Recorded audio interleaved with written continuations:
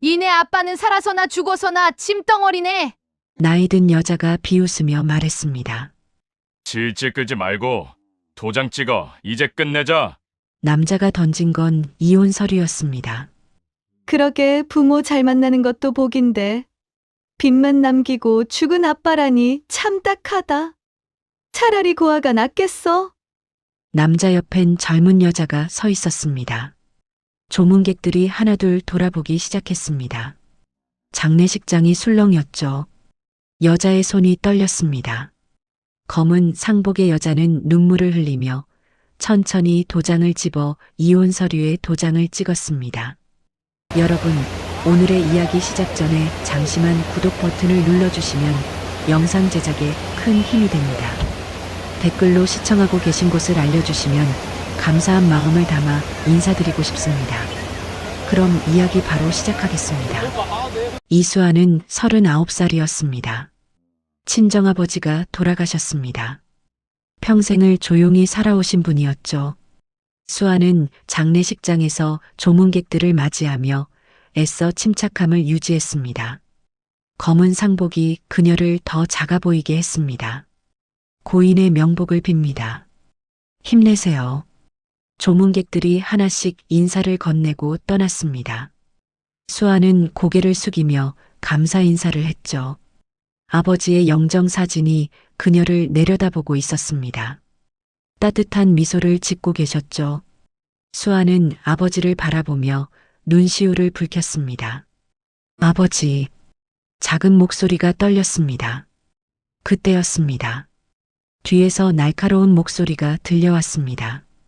야, 이수아. 남편 박진우였습니다. 40대 초반의 남자는 차가운 얼굴로 그녀를 불렀죠. 뭐예요? 수아가 돌아봤습니다. 진우는 손에 든 서류 봉투를 그녀 앞에 던졌습니다. 봉투가 바닥에 떨어지며 서류가 흘러나왔습니다. 이혼 서류였습니다. 당장 도장 찍어. 이제 끝내자. 진우의 목소리엔 미안함이라고는 없었습니다. 그저 귀찮은 일을 빨리 처리하려는 사람의 표정이었죠. 수아의 얼굴이 하얗게 질렸습니다. 지금 무슨 소리 하는 거예요? 여기가 어디라고? 어디긴 어디야. 장례식장이지. 그래서 뭐, 여기서 하면 안 돼? 진우는 비웃듯 말했습니다. 조문객 몇 명이 눈치를 보며 돌아봤습니다. 수군거리는 소리가 들렸죠. 저게 뭐 하는 거야? 장례식장에서 저러는 거 봐. 수아는 당황해서 진우의 팔을 잡으려 했습니다. 지금은 아니에요. 나중에 얘기해요. 제발. 나중은 무슨. 난 오늘 끝내고 싶다고. 진우는 그녀의 손을 뿌리쳤습니다. 그때 시어머니 김순자가 다가왔습니다. 60대 중반의 여자는 수아를 째려보며 말했죠. 니네 아빠는 죽어서도 짐덩어리네. 장례식 치르는 돈도 우리가 다 댔잖아. 순자의 목소리는 컸습니다. 주변 사람들이 다 들을 만큼 컸죠. 수아는 입술을 깨물었습니다. 죄송합니다. 제가 갚을게요. 갚긴 뭘 갚아? 너 같은 년이 뭘 갚아? 보증빚은 어쩔 거야. 그냥 도장이나 빨리 찍고 우리 눈앞에서 꺼져. 순자의 말은 모욕이었습니다. 수아의 눈에서 눈물이 흘러내렸습니다. 그녀는 아무 말도 하지 못했죠. 진우가 다시 말했습니다. 자, 빨리 해. 나 바빠. 그는 시계를 보며 짜증을 냈습니다. 수아는 떨리는 손으로 도장을 집어들었습니다. 조문객들이 속삭였습니다. 저 여자 불쌍하네. 장례식장에서 저러다니. 수아는 눈물을 닦으며 서류를 펼쳤습니다. 이혼 서류였습니다. 남편 이름 옆엔 이미 도장이 찍혀 있었죠. 그녀는 천천히 자신의 도장을 꺼냈습니다. 도장이 찍혔습니다. 진우는 만족스러운 표정으로 서류를 집어들었습니다. 잘했어. 이제 우린 남이야. 그는 돌아서며 밖으로 나갔습니다. 그리고 그 뒤를 따라 젊은 여자가 나왔습니다. 30대 중반으로 보이는 여자 정미라였습니다. 진우의 회사 동료였죠. 두 사람은 장례식장 밖에서 손을 맞잡았습니다. 드디어 우리 같이 있을 수 있겠네. 미라가 웃으며 말했습니다. 그러게. 이제 재혼 준비하자. 진우도 웃었습니다. 수아는 그 모습을 멀리서 지켜봤습니다. 눈물이 멈추지 않았습니다. 순자가 수아 옆을 지나가며 비웃었습니다. 역시 우리 아들이 잘한 거야. 너 같은 여자랑 평생 살 순 없지. 수아는 고개를 숙인 채 아무 말도 하지 않았습니다. 장례식장은 다시 조용해졌습니다. 수아는 아버지의 영정 앞에 무릎을 꿇고 앉았습니다. 아버지, 죄송해요. 제가 이 꼴이 됐어요. 그녀의 목소리는 떨렸습니다. 조문객들은 하나둘 떠나갔습니다. 모두가 수군거렸죠. 저 여자 정말 불쌍하다. 남편이 저렇게 하다니. 수아는 혼자 남았습니다. 텅 빈 장례식장에서 그녀는 아버지의 사진만 바라봤습니다. 눈물이 뺨을 타고 흘러내렸습니다. 아버지, 전 이제 어떻게 살아야 하나요? 그녀의 목소리는 작았습니다. 그날 밤 수아는 장례식장 한쪽 의자에 앉아 있었습니다. 혼자였습니다. 남편도 시어머니도 아무도 남지 않았습니다. 그녀는 고개를 숙이고 눈물을 흘렸습니다. 전 정말 아무것도 아닌 사람인가요? 작은 중얼거림이 텅 빈 장례식장에 울렸습니다. 장례가 끝났습니다. 사흘간의 긴 장례식이 마무리됐습니다. 조문객들은 모두 떠났고 장례식장은 텅 비어 있었죠. 이수아는 혼자 남았습니다. 새벽 4시였습니다. 그녀는 아버지의 유품을 정리하기 시작했습니다. 낡은 가방, 헌 옷까지, 오래된 시계. 아버지가 평생 사용하셨던 물건들이었습니다. 수아는 하나하나 만져보며 눈물을 흘렸습니다. 아버지, 이것밖에 안 남으셨네요. 그녀의 목소리는 떨렸습니다. 아버지는 평생 가난하게 사셨습니다. 수아도 그렇게 알고 있었죠. 그래서 장례 비용도 남편이 댔고 시어머니한테 그런 모욕을 들어야 했던 겁니다. 수아는 아버지의 낡은 서랍을 열었습니다. 먼지가 날렸습니다. 오래된 사진들이 있었습니다. 수아가 어렸을 적 아버지와 함께 찍은 사진이었죠. 아버지는 그 사진 속에서 환하게 웃고 계셨습니다. 아버지, 수아는 사진을 꺼내 들었습니다. 그때였습니다. 사진 뒤에서 뭔가 떨어졌습니다. 낡은 봉투였습니다. 갈색 봉투는 오래돼 보였습니다. 먼지가 쌓여 있었죠. 수아는 봉투를 집어들었습니다. 봉투 겉면에 글씨가 적혀 있었습니다. 수아에게. 아버지의 글씨였습니다. 수아의 손이 떨렸습니다. 이게 뭐지? 그녀는 천천히 봉투를 뜯었습니다. 안에서 편지지가 나왔습니다. 아버지의 손편지였습니다. 수아는 떨리는 손으로 편지를 펼쳤습니다. 수아야. 편지는 그렇게 시작됐습니다. 이 편지를 읽고 있다면 아빠는 이미 떠났겠구나. 수아의 눈에서 눈물이 흘러내렸습니다. 수아야, 그동안 고생 많았다. 아빠가 너무 가난하게 살아서 미안하다. 내가 시집가서 고생하는 거 다 알았다. 하지만 아빠는 아무것도 해줄 수 없었다. 정말 미안하구나. 수아는 울먹이며 편지를 읽었습니다. 그래도 아빠가 너한테 줄 수 있는 게 하나 있다. 이건 내 이름으로 해뒀다. 아빠가 평생 모은 거야. 내가 잘 쓰렴. 편지는 거기서 끝났습니다. 수아는 봉투 안을 다시 들여다봤습니다. 그리고 그 안에서 서류가 나왔습니다. 부동산 등기 서류였습니다. 수아는 서류를 펼쳤습니다. 첫 장에 적힌 내용을 보는 순간 그녀의 눈이 커졌습니다. 소유자 이수아, 소재지 서울시 강남구, 빌딩이었습니다. 꼬마 빌딩 한 채였습니다. 수아는 다음 장을 넘겼습니다. 또 나왔습니다. 소유자 이수아. 소재지 서울시 서초구. 또 다른 빌딩이었습니다. 수아는 숨이 멎는 것 같았습니다. 그리고 그 다음 서류들. 토지 등기부등본이었습니다. 경기도, 충청도, 강원도 여러 곳에 토지가 나왔습니다. 모두 수아 이름으로 돼 있었습니다. 수아는 서류를 쥔 채 얼어붙었습니다. 이게 대체 그녀의 목소리는 떨렸습니다. 빌딩 2채, 토지 여러 필지, 이게 다 아버지가 남긴 거였습니다. 수아는 믿을 수 없었습니다. 아버지, 이런 걸 가지고 계셨어요? 그녀는 편지를 다시 펼쳤습니다. 아빠가 평생 모은 거야. 아버지는 평생을 가난하게 사신 것처럼 보였습니다. 낡은 옷을 입으시고 작은 집에서 사셨죠.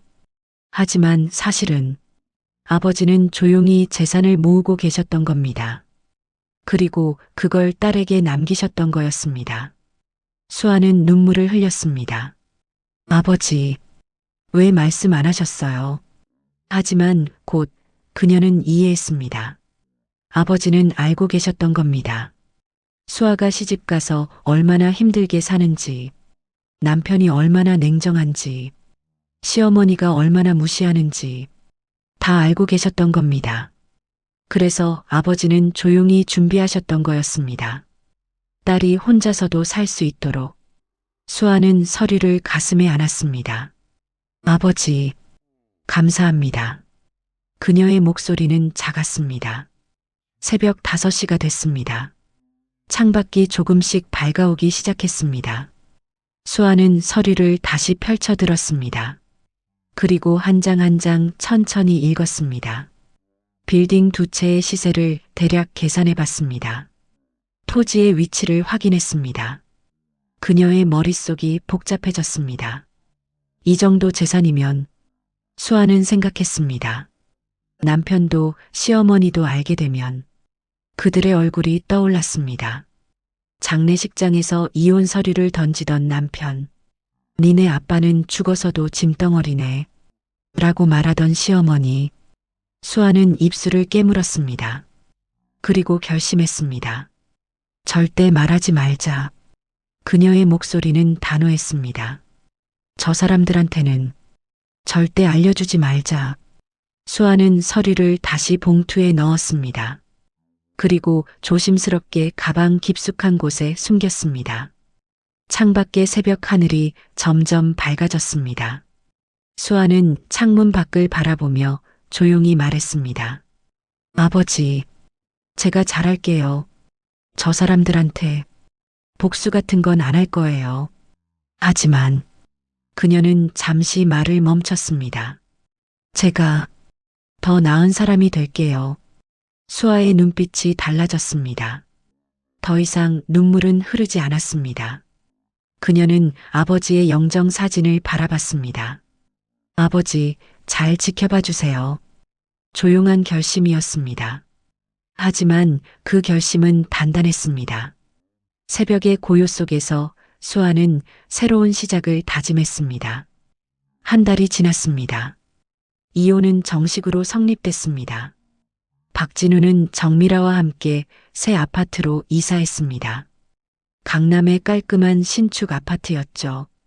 30평대의 깨끗한 집이었습니다. 오빠, 여기 정말 좋다. 미라가 환하게 웃으며 말했습니다. 진우도 만족스러운 표정이었습니다. 그래, 이제 우리 새 출발이야. 그는 미라의 어깨를 감싸 안았습니다. 두 사람은 본격적으로 동거를 시작했습니다. 아침마다 함께 커피를 마셨습니다. 주말엔 데이트를 즐겼죠.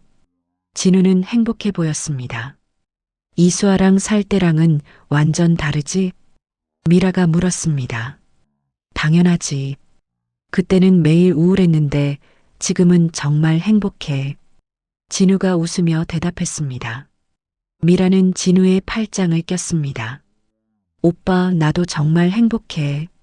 두 사람은 다정하게 소파에 앉아 TV를 봤습니다. 시어머니 김순자는 거의 매일 아파트를 찾아왔습니다. 우리 아들 밥은 먹었어? 순자는 반찬통을 가득 들고 왔습니다. 어머니, 이렇게까지 안 하셔도 되는데요. 미라가 환하게 웃으며 인사했습니다. 아이고, 뭘. 우리 며느리 될 사람한테 이 정도는 해줘야지. 순자는 흡족한 표정으로 고개를 끄덕였습니다. 순자는 부엌에서 미라와 함께 설거지를 했습니다. 역시 우리 아들 복이야. 순자가 말했습니다. 그 여자 버리길 진짜 잘했지. 그러게요. 이수아는 집안일도 제대로 못했잖아요.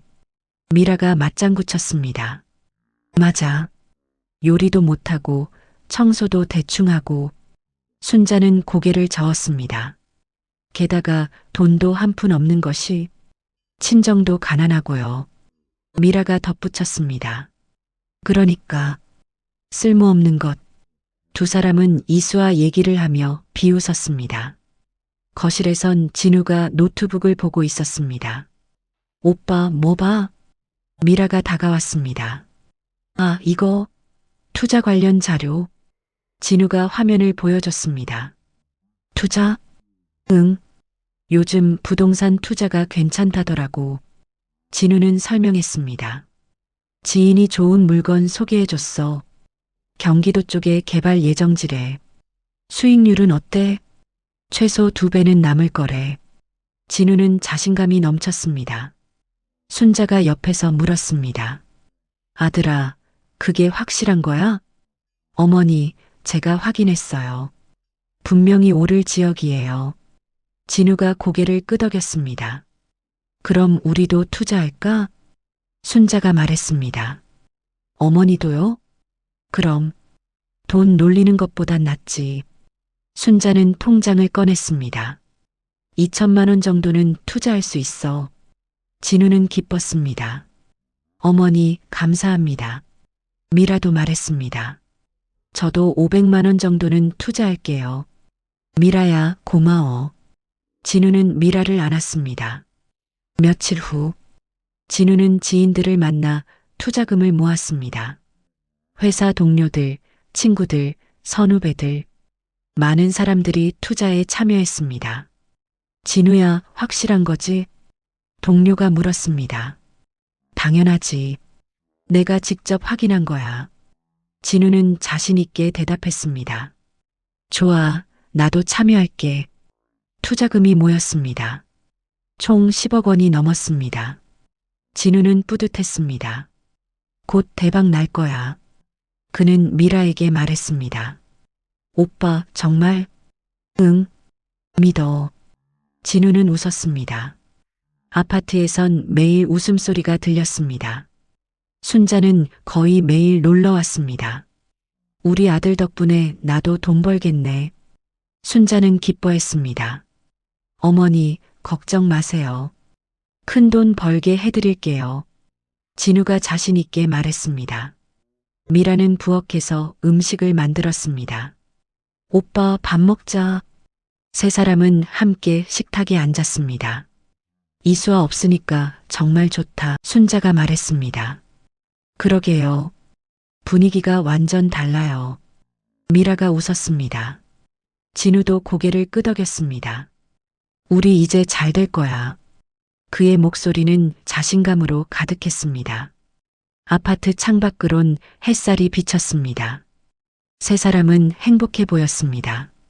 진우는 투자 사업이 성공할 거라 믿었습니다. 미라는 곧 진우와 재혼할 거라 기대했습니다. 순자는 아들이 더 큰 사람이 될 거라 확신했습니다. 모든 게 순조로워 보였습니다. 하지만 그들은 몰랐습니다. 진짜 판은 이제부터 깔릴 거라는 걸, 그리고 그 판 위에서 그들은 무너질 거라는 걸. 진우는 노트북을 보며 웃었습니다. 곧 돈이 2배로 불어날 거야. 그의 목소리는 기대감으로 떨렸습니다. 미라와 순자도 웃었습니다. 아파트엔 웃음소리가 가득했습니다. 하지만 그 웃음은 오래가지 못할 거였습니다. 같은 시각, 이수아는 조용히 움직이고 있었습니다. 그녀는 강남의 한 회계사 사무실을 찾았습니다. 어서 오세요. 회계사가 인사했습니다. 수아는 가방에서 서류를 꺼냈습니다. 부동산 등기 서류 확인 부탁드립니다. 그녀의 목소리는 침착했습니다. 회계사는 서류를 받아 펼쳤습니다. 빌딩 2채와 토지가 여러 필지네요. 회계사가 서류를 꼼꼼히 확인했습니다. 대략적인 평가액이 얼마나 될까요? 수아가 물었습니다. 회계사는 계산기를 두드렸습니다. 한참을 계산하더니 고개를 들었습니다. 강남 꼬마 빌딩 2채, 현재 시세로 약 250억 원 정도 됩니다. 수아는 숨을 들이켰습니다. 그리고 토지가 경기도, 충청도, 강원도, 총 150억 원 정도 되겠네요. 회계사가 덧붙였습니다. 합치면 총 400억 원 정도 됩니다. 수아는 잠시 말을 잃었습니다. 400억 원. 상상도 못했던 금액이었습니다. 상속세 절차 진행해 주세요. 수아는 침착하게 말했습니다. 알겠습니다. 서류 준비하겠습니다. 회계사는 서류를 정리하기 시작했습니다. 일주일 후, 수아는 법무법인을 찾았습니다. 변호사가 그녀를 맞이했습니다. 어떻게 오셨습니까? 이혼 후 재산 분할 관련해서 상담받고 싶습니다. 수아가 말했습니다. 변호사는 고개를 끄덕였습니다. 이혼은 언제 하셨나요? 한 달 전입니다. 그리고 상속은요? 이혼 후에 받았습니다. 수아가 대답했습니다. 변호사는 서류를 보며 설명했습니다. 이혼 후에 상속받은 재산은 본인 고유 재산입니다. 그럼 전 남편과는 무관한 건가요? 네. 전혀 관계 없습니다. 안심하세요. 수아는 안도의 한숨을 쉬었습니다. 제 재산이 남편한테 넘어갈 일은 절대 없나요? 없습니다. 법적으로 완전히 분리됐습니다. 변호사가 단호하게 말했습니다. 감사합니다. 수아는 조용히 사무실을 나왔습니다. 2주일 후 상속 절차가 모두 마무리됐습니다.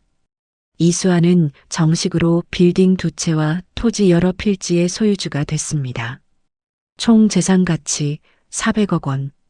하지만 수아는 아무에게도 말하지 않았습니다. 조용히 혼자서 모든 걸 처리했습니다. 그런데 며칠 후 저녁이었습니다. 박진우는 집에서 TV를 보고 있었습니다. 금융 뉴스 채널이었습니다. 최근 부동산 시장에서 주목할 만한 움직임이 있었습니다. 앵커가 말했습니다. 진우는 대충 듣고 있었습니다. 고 이철수 회장의 유산이 딸 이수아 씨에게 전액 상속됐습니다. 그 순간 진우의 손이 멈췄습니다. 뭐라고? 그는 TV를 똑바로 쳐다봤습니다. 화면에 사진이 떴습니다. 이수아의 사진이었습니다. 상속 재산 규모는 약 400억 원으로 추정됩니다. 앵커가 계속 말했습니다. 진우는 눈이 커졌습니다. 저게 이수아? 그의 목소리가 떨렸습니다. 정미라가 부엌에서 나왔습니다. 오빠 왜 그래? 저거 좀 봐. 진우는 TV를 가리켰습니다. 미라도 화면을 봤습니다. 이수아네? 400억 원이래. 진우의 목소리가 높아졌습니다. 두 사람은 화면에 못 박힌 듯 서 있었습니다. 이수아가 재벌 딸이었어? 미라가 믿을 수 없다는 표정으로 물었습니다. 말도 안 돼. 말도 안 돼. 진우는 머리를 감쌌습니다. 그때 현관문이 벌컥 열렸습니다. 김순자가 황급히 들어왔습니다. 너희 TV 봤어? 순자의 목소리는 떨렸습니다. 어머니도 보셨어요? 미라가 물었습니다. 뭐야? 이수아가 그 이 회장 딸이었어? 순자는 소파에 주저앉았습니다. 400억이라고? 이게 무슨... 세 사람은 멍하니 TV를 바라봤습니다. 뉴스는 계속됐습니다. 이수아 씨는 빌딩 2채와 토지를 상속받았으며 진우는 손으로 얼굴을 감쌌습니다. 내가 그 여자 차버렸는데. 미라는 얼굴이 하얘졌습니다. 오빠, 그럼 우리... 순자가 다급하게 말했습니다. 당장 이수아한테 전화해. 진우는 떨리는 손으로 전화기를 집어들었습니다. 전화를 걸었습니다. 고객님이 전화를 받지 않습니다. 자동응답이 나왔습니다. 진우는 다시 걸었습니다. 고객님이 전화를 받지 않습니다. 또 안 받았습니다. 젠장. 진우는 문자를 보냈습니다. 수아야, 나야. 전화 좀 받아줘. 답장은 오지 않았습니다. 미라가 불안한 목소리로 말했습니다. 오빠, 이수아가 우리한테 복수할까? 진우는 얼굴이 굳었습니다. 수아, 그 여자... 그는 천천히 말했습니다. 장례식장에서 우리가 뭐라고 했는지 다 기억하고 있을 거야. 순자도 두려운 표정이었습니다. 내가 뭐라고 했지? 순자는 떠올렸습니다. 니네 아빠는 죽어서도 짐덩어리네. 그냥 도장이나 빨리 찍고 꺼져. 자신이 했던 말들이 떠올랐습니다. 우리 큰일 난 거 아니야? 순자의 목소리가 떨렸습니다. 진우는 소파에 무너져 앉았습니다. 이수아가 400억.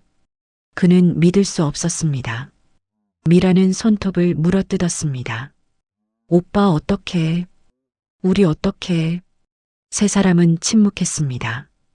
TV에선 계속해서 이수아의 뉴스가 나왔습니다.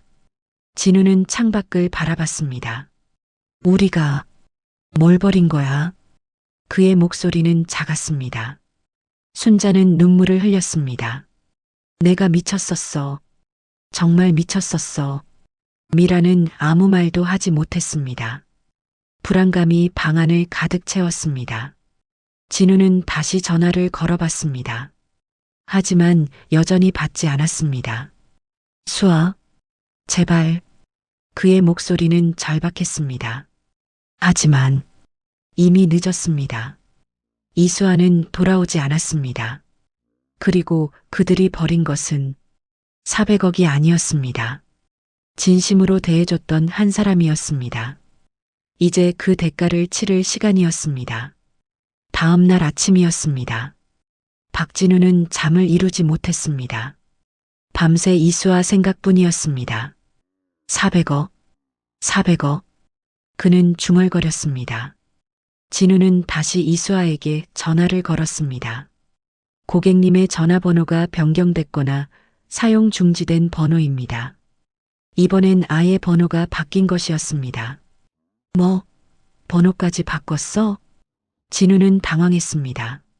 문자도 보낼 수 없었습니다. 카카오톡도 차단돼 있었습니다. 젠장. 진우는 핸드폰을 내던졌습니다. 정미라가 옆에서 말했습니다. 오빠, 진정해. 진정은 무슨 400억을 어떻게 놓쳐? 진우의 목소리가 높아졌습니다. 미라는 당황해서 진우의 팔을 잡았습니다. 오빠 괜찮아. 그냥 잊어버려. 잊어? 400억을 어떻게 잊어? 오빠, 우리 투자 사업 있잖아. 미라가 말했습니다. 투자 사업? 응. 그거 잘 되면 우리도 큰 돈 벌 수 있어. 미라는 웃으며 진우를 달랬습니다. 그래. 맞아. 투자 사업. 진우는 한숨을 쉬었습니다. 그거라도 잘 돼야지. 며칠이 지났습니다. 진우는 투자 사업에 매달렸습니다. 지인들에게 연락해 진행 상황을 확인했습니다. 곧 착공 들어간다고 했어. 그는 미라에게 말했습니다. 정말 다행이다. 미라가 웃었습니다. 김순자도 매일 전화를 걸어 물었습니다. 아들아, 투자 잘 되고 있는 거지? 네, 어머니. 걱정 마세요. 진우는 자신있게 대답했습니다. 하지만 일주일 후 저녁이었습니다.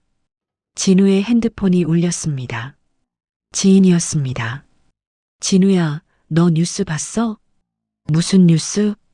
내가 투자한 그 부동산 개발 현장. 진우는 급히 TV를 켰습니다. 속보가 나오고 있었습니다. 어제 저녁 경기도 소재 부동산 개발 현장에서 대형 붕괴 사고가 발생했습니다. 앵커의 목소리가 들렸습니다. 화면엔 무너진 건물이 보였습니다. 크레인이 쓰러지고 건물 일부가 무너져 있었습니다. 현장에선 부실 공사 의혹이 제기되고 있으며 진우의 얼굴이 창백해졌습니다. 개발 사업은 전면 중단됐습니다. 안 돼. 안 돼. 진우는 TV 앞에 무릎을 꿇었습니다. 미라가 다급하게 물었습니다. 오빠, 저게 우리가 투자한 곳이야? 진우는 대답하지 못했습니다. 그저 고개를 끄덕일 뿐이었습니다. 핸드폰이 다시 울렸습니다. 투자자들이었습니다. 박 대표, 이거 어떻게 된 거야? 내 돈 당장 돌려줘. 사기친 거 아니야? 전화가 폭주했습니다. 진우는 전화를 받을 수가 없었습니다. 이틀 후, 더 큰 문제가 터졌습니다. 아침 신문에 기사가 났습니다. 박진우 대표 투자 실패 및 횡령 의혹. 진우는 신문을 보며 경악했습니다. 횡령? 내가 언제 횡령을? 하지만 기사는 구체적이었습니다. 투자금 일부를 개인적으로 사용한 정황 포착. 신규 아파트 계약금으로 사용. 투자자들 집단 고소 준비 중.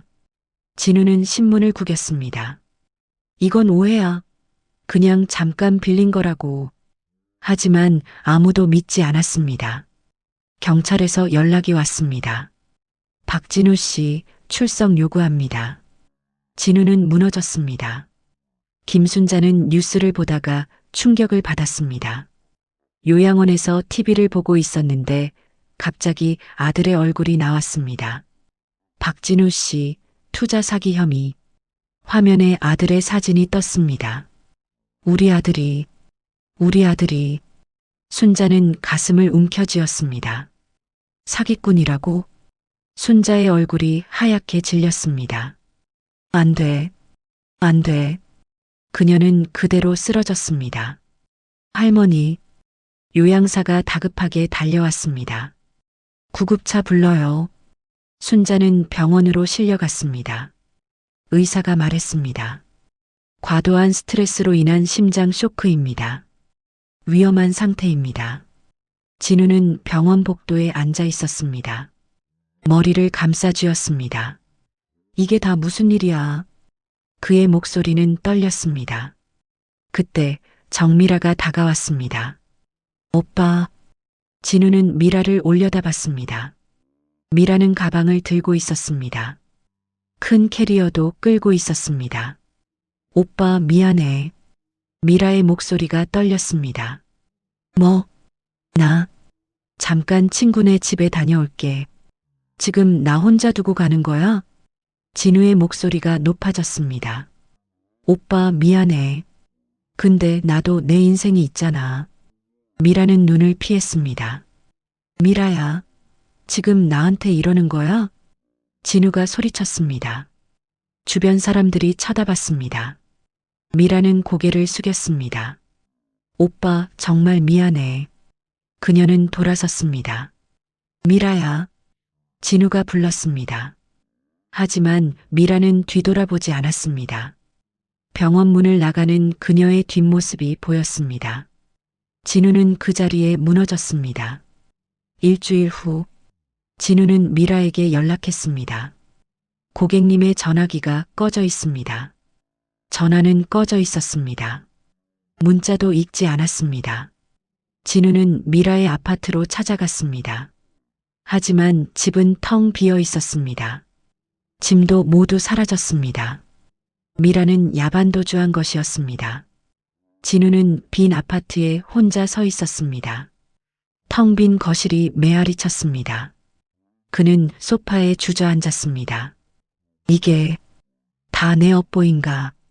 그의 목소리는 작았습니다. 창밖을 바라봤습니다. 회색빛 하늘이 보였습니다. 며칠 전까지만 해도 진우는 행복했습니다. 새 여자와 새 출발. 투자 사업도 성공할 거라 믿었습니다. 하지만 이제 모든 게 무너졌습니다. 투자는 실패했습니다. 횡령 의혹까지 받고 있습니다. 어머니는 쓰러졌고 여자친구는 떠났습니다. 진우는 텅 빈 사무실로 갔습니다. 책상 위엔 경찰 출석 요구서가 놓여 있었습니다. 전화는 계속 울렸습니다. 투자자들의 항해 전화였습니다. 진우는 전화를 받지 않았습니다. 그저 창밖만 바라볼 뿐이었습니다. 이수아. 그는 작게 중얼거렸습니다. 이게 내가 한 거야? 하지만 아무도 대답하지 않았습니다. 텅 빈 사무실엔 진우 혼자뿐이었습니다. 모든 게 무너지고 있었습니다. 한 달 후였습니다. 이수아는 완전히 달라져 있었습니다. 그녀는 서울 강남의 한 호텔 컨퍼런스룸에 섰습니다. 고급 정장을 입고 있었습니다. 네이비색 맞춤 정장이 그녀를 더욱 당당하게 보이게 했죠. 기자들이 몰려왔습니다. 카메라 플래시가 터졌습니다. 이수아 대표님, 신규 법인 등기 축하드립니다. 기자 한 명이 말했습니다. 감사합니다. 수아는 침착하게 대답했습니다. 예전에 그 소심하고 주눅든 모습은 어디에도 없었습니다. 회사 이름이 세봄 컴퍼니라고 들었는데요. 또 다른 기자가 물었습니다. 네, 맞습니다. 수아는 미소 지었습니다. 새로운 봄처럼 힘든 시간을 보내는 분들에게 희망을 드리고 싶었습니다. 그녀의 목소리는 차분했지만 단호했습니다. 고 이철수 회장의 유산으로 신기업을 설립하셨다고요? 한 기자가 질문했습니다. 네. 아버지께서 평생 모으신 재산을 제게 남겨주셨습니다. 수아가 대답했습니다. 그 뜻을 이어받아 어려운 분들을 돕는 회사를 만들고 싶었습니다. 기자들이 열심히 받아 적었습니다. 구체적으로 어떤 사업을 하실 계획이신가요? 가정폭력으로 힘들어하는 여성분들을 위한 쉼터 운영이 첫 번째 목표입니다. 수아가 설명했습니다. 경제적 어려움을 겪는 여성분들께 일자리도 제공할 예정입니다. 카메라 플래시가 계속 터졌습니다. 대표님께서도 어려운 시간을 보내셨다고 들었는데요. 한 기자가 조심스럽게 물었습니다. 수아는 잠시 침묵했습니다. 그리고 조용히 말했습니다. 네, 저도 힘든 시간이 있었습니다. 그녀의 목소리는 떨리지 않았습니다. 그래서 더 잘 알아요. 그 고통이 얼마나 큰지. 기자들이 조용해졌습니다. 그래서 제가 도와드리고 싶습니다. 수아는 당당하게 말했습니다. 기자회견이 끝났습니다. 뉴스는 빠르게 퍼져나갔습니다. 이수아 대표 400억 원 유산으로 신기업 설립. 세봄 컴퍼니 여성 지원 사업 시작. 이철수 회장의 딸 사회공헌 기업 출범. 언론이 대대적으로 보도했습니다. 그날 저녁 박진우는 허름한 고시원에 앉아 있었습니다. 3평도 안 되는 좁은 방이었습니다. 벽지는 누렇게 변해 있었고 천장엔 곰팡이가 피어 있었죠. 진우는 작은 TV를 켰습니다. 뉴스가 나왔습니다. 이수아 대표 오늘 세봄 컴퍼니 출범식을 가졌습니다. 앵커의 목소리가 들렸습니다. 화면에 수아가 나왔습니다. 고급 정장을 입은 그녀가 기자들 앞에 서 있었습니다. 진우는 화면을 멍하니 바라봤습니다. 저게 이수아? 그는 믿을 수 없었습니다. 수아는 완전히 다른 사람이 돼 있었습니다. 자신감이 넘쳤습니다. 당당했습니다. 아름다웠습니다. 세봄 컴퍼니는 진심과 신뢰의 경영을 추구합니다. 수아가 기자회견에서 말했습니다. 어려운 이웃을 위해 최선을 다하겠습니다. 진우는 손에 들고 있던 커피잔을 놓치려 했습니다. 손이 떨렸습니다. 쨍그랑 커피잔이 바닥에 떨어져 깨졌습니다. 커피가 바닥에 쏟아졌습니다. 하지만 진우는 그것조차 신경 쓰지 못했습니다. 그저 TV 화면만 바라볼 뿐이었습니다. 내가 차버린 여자가. 그의 목소리는 떨렸습니다. 같은 시각, 요양병원. 김순자는 침대에 누워 링거를 맞고 있었습니다. 벽에 걸린 TV에서 뉴스가 나오고 있었습니다. 이수아 대표의 새봄 컴퍼니. 순자는 화면을 봤습니다. 수아가 나왔습니다. 고급 정장을 입고 당당하게 서 있는 모습이었습니다. 저게 이수아야? 순자는 놀란 표정으로 중얼거렸습니다. 화면 속 수아는 자신감이 넘쳤습니다. 예전에 그 주눅든 며느리가 아니었습니다. 간호사가 옆에서 말했습니다. 대단하시네요. 400억 원이나 상속받으시고 회사까지 차리시다니. 정말 멋지세요. 간호사는 감탄했습니다. 순자는 입술을 깨물었습니다. 내가 자신이 했던 말들이 떠올랐습니다. 니네 아빠는 죽어서도 짐덩어리네. 쓸모없는 것. 그냥 도장이나 빨리 찍고 꺼져. 순자는 얼굴을 손으로 감쌌습니다. 내가 뭘 한 거야? 그녀의 목소리는 떨렸습니다. TV에선 계속해서 수아의 뉴스가 나왔습니다.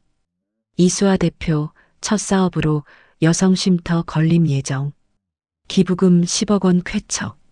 순자는 눈을 감았습니다. 눈물이 흘러내렸습니다. 수아야, 미안해.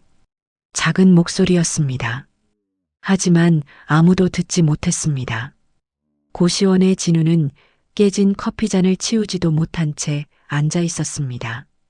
TV에선 계속 수아의 모습이 나왔습니다. 저 여자가 내 아내였는데. 진우는 중얼거렸습니다. 내가 장례식장에서 이혼 서류 던졌는데 후회가 밀려왔습니다. 400억을 내가. 그는 머리를 감쌌습니다. 화면 속 수아는 환하게 웃고 있었습니다.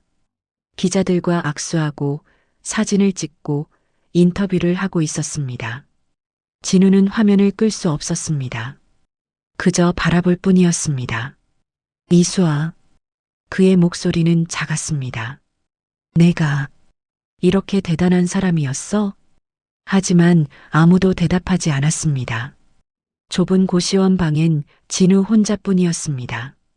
깨진 커피잔 조각들이 바닥에 흩어져 있었습니다. 진우는 고개를 떨궜습니다. 모든 게 끝났습니다. 같은 날 저녁이었습니다. 이수아는 새 사무실에 있었습니다. 강남 한복판 고층 빌딩의 최상층이었습니다. 넓은 사무실이었습니다. 창문 너머로 서울의 야경이 보였습니다. 수아는 창가에 서 있었습니다. 하늘에서 비가 내리기 시작했습니다. 빗방울이 창문을 타고 흘러내렸습니다. 수아는 조용히 그 모습을 바라봤습니다. 아버지. 작은 목소리였습니다. 그녀는 창밖을 보며 중얼거렸습니다. 이제야 모든 게 제자리로 돌아왔어요. 수아는 미소 지었습니다. 환한 미소가 아니었습니다. 조용하고 평온한 미소였죠. 빗소리가 들렸습니다. 수아는 창가에 기대어 섰습니다. 그녀의 눈빛엔 복수의 쾌감이 없었습니다. 증오도 없었습니다. 분노도 없었습니다. 그저 긴 세월의 무게를 내려놓은 사람의 평온함이 있었습니다. 수아는 천천히 돌아서서 책상으로 갔습니다. 책상 위엔 서류들이 쌓여 있었습니다.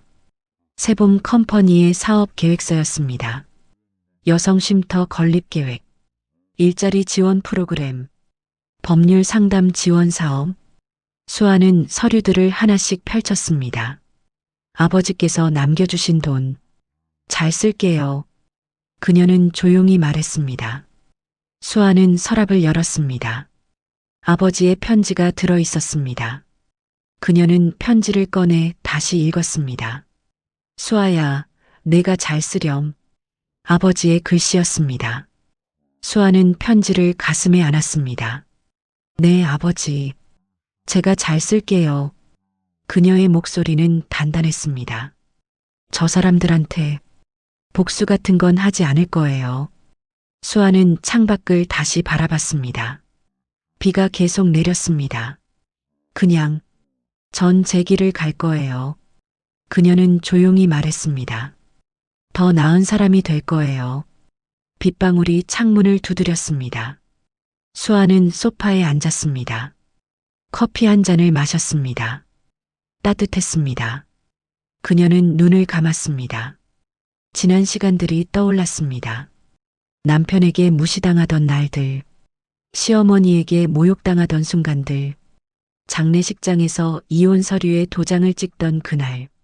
하지만 이상하게도 수아는 화가 나지 않았습니다. 슬프지도 않았습니다. 그저 그 시간들이 지나갔다는 걸 받아들였을 뿐이었습니다. 이제 끝났어요. 수아는 조용히 말했습니다. 그녀는 다시 창가로 갔습니다. 비는 조금씩 멈춰가고 있었습니다. 구름 사이로 달빛이 비쳤습니다. 수아는 그 달빛을 바라봤습니다. 아버지, 잘 지켜봐 주세요. 그녀의 목소리는 차분했습니다. 전 이제 괜찮아요.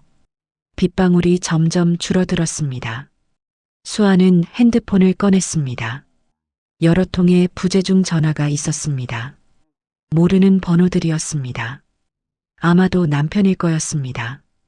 수아는 그 번호들을 보며 잠시 생각했습니다. 그리고 조용히 핸드폰을 내려놓았습니다. 전화를 걸지 않았습니다. 답장도 하지 않았습니다. 그냥 그대로 두었습니다. 더 이상 그 사람들과는 상관없어요. 수아는 중얼거렸습니다.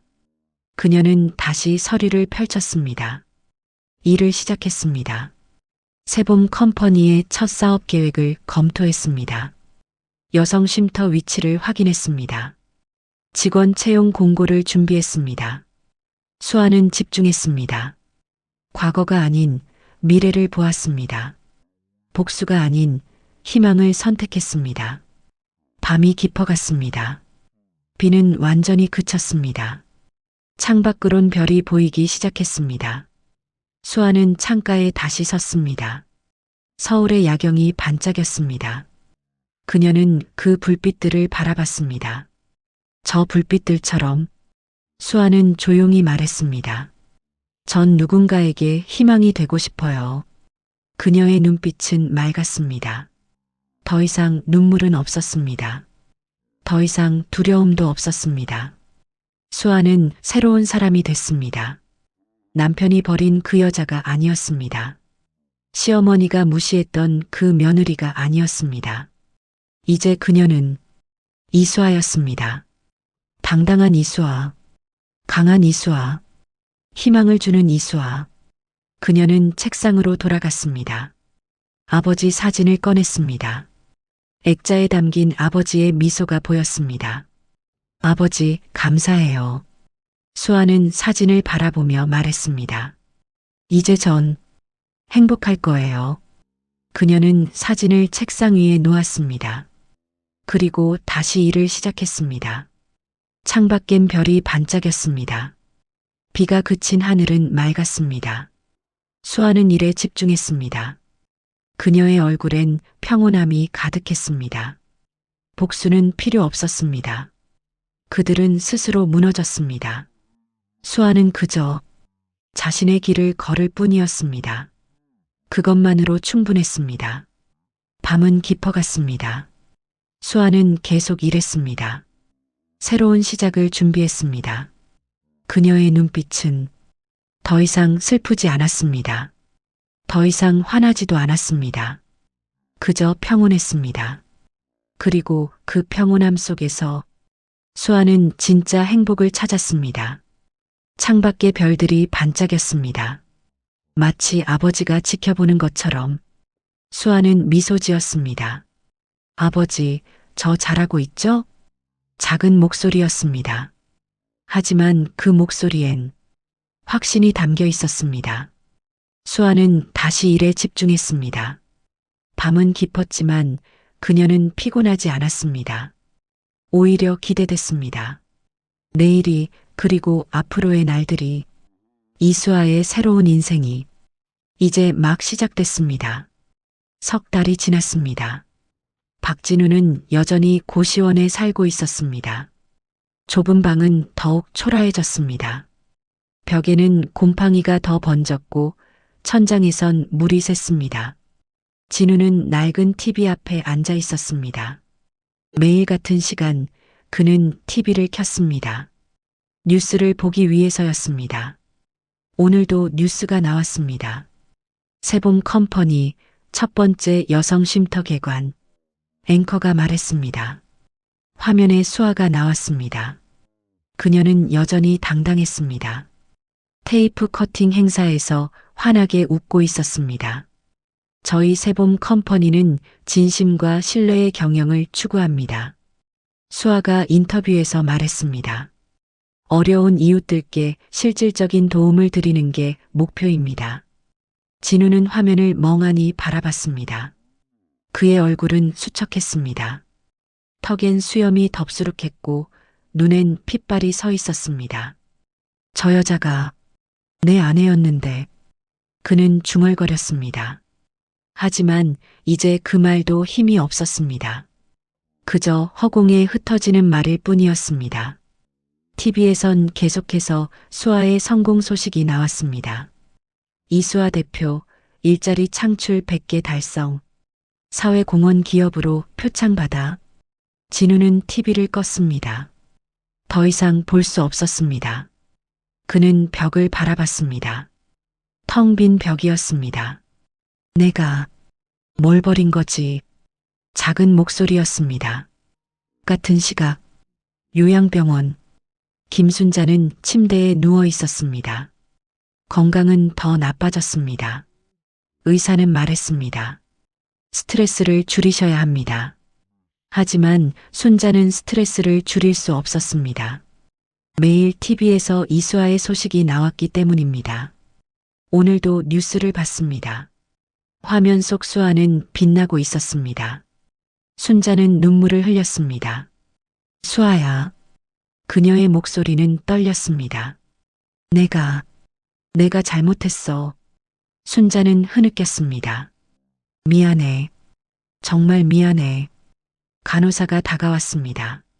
할머니, 괜찮으세요? 수아야. 나 좀 용서해줘. 순자는 계속 울었습니다. 하지만 수아는 듣지 못했습니다. 아니, 들으려 하지 않았습니다. 어느 주말이었습니다.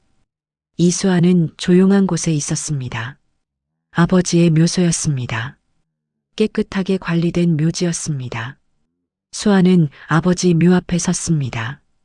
손에는 하얀 국화 한 다발이 들려 있었습니다. 그녀는 천천히 국화를 놓았습니다. 새꽃이었습니다. 싱싱하고 깨끗한 국화였습니다.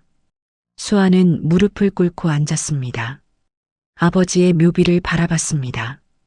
고 이철수님의 묘. 비석에 새겨진 글씨였습니다. 수아는 조용히 말했습니다. 아버지. 그녀의 목소리는 차분했습니다. 전 괜찮아요. 수아는 미소 지었습니다. 이제 다 끝났어요. 바람이 불었습니다. 나뭇잎이 흔들렸습니다.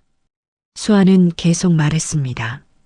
아버지께서 남겨주신 것 잘 쓰고 있어요.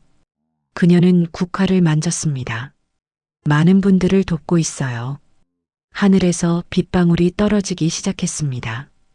보슬보슬 내리는 가랑비였습니다. 수아는 우산을 펴지 않았습니다. 그냥 비를 맞았습니다. 아버지, 고마워요. 그녀의 목소리는 떨리지 않았습니다. 제게 새로운 삶을 주셔서. 빗방울이 수아의 얼굴을 적셨습니다. 하지만 그녀는 울지 않았습니다. 오히려 평온한 얼굴이었습니다. 전 이제 행복해요. 수아는 조용히 말했습니다. 그 사람들한테 복수하지 않았어요. 그녀는 고개를 저었습니다. 그냥 제 길을 갔을 뿐이에요. 바람이 다시 불었습니다. 국화 꽃잎이 흔들렸습니다. 수아는 일어섰습니다. 아버지 묘비에 마지막으로 손을 얹었습니다. 아버지, 잘 계세요. 그녀는 천천히 돌아섰습니다. 빗소리가 들렸습니다. 수아는 천천히 걸어갔습니다. 묘지를 나섰습니다. 그녀의 뒷모습이 보였습니다. 당당한 걸음걸이였습니다. 더 이상 주눅 들지 않은 걸음이었습니다. 수아의 모습이 점점 작아졌습니다. 하지만 그녀는 계속 걸었습니다. 앞을 향해, 미래를 향해. 빗소리가 계속됐습니다. 보슬보슬 내리는 비, 그 비 속에서 수아는 새로운 삶을 향해 걸어갔습니다. 고시원의 진우는 창문을 봤습니다. 밖에 비가 내렸습니다. 그는 그 비를 바라봤습니다. 아무 말도 하지 않았습니다. 요양병원의 순자는 창밖을 봤습니다. 빗방울이 유리창을 두드렸습니다. 그녀는 눈물을 흘렸습니다. 수아야, 미안해. 하지만 수아는 듣지 못했습니다. 그녀는 이미 앞을 향해 걸어가고 있었으니까요. 빗소리만 들렸습니다. 보슬보슬 비는 계속 내렸습니다. 그리고 그 비 속에서 새로운 시작이 있었습니다. 이수아의 새로운 인생. 그녀는 더 이상 돌아보지 않았습니다. 더 이상 후회하지 않았습니다. 그저 앞으로 나아갈 뿐이었습니다. 빗소리가 점점 작아졌습니다. 그리고 고요해졌습니다. 이수아의 이야기는 이렇게 끝났습니다. 복수가 아닌 용서로, 증오가 아닌 평온으로. 그녀는 진정한 승리자가 됐습니다. 더 나은 사람이 되는 것. 그것이 진짜 복수였으니까요. 지금까지 사연 빛나는 밤이었습니다. 감사합니다.